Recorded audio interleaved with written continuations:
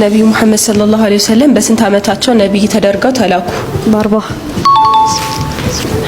ሁለተኛው ኸሊፋ ማን ይባላሉ? ዑመር። ቁርአን ስንት ምዕራፎች አሉት? እንግሊዘኛ ስንት ተነባቢ ፊደላት አሉት?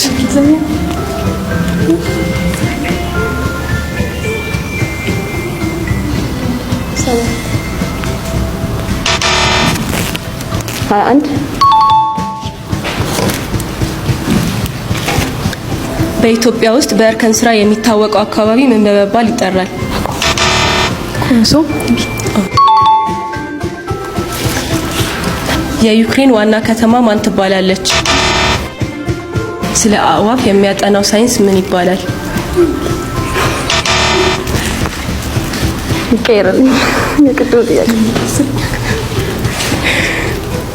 በዓለማችን ትልቁ በረሃ ማን ይባላል?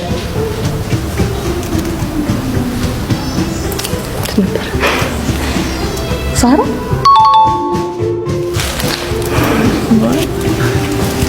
በፔሪዮዲክ ቴብል ላይ መጀመሪያ ላይ የሚገኘው ኤሌመንት ማን ይባላል? ሃይድሮጅን።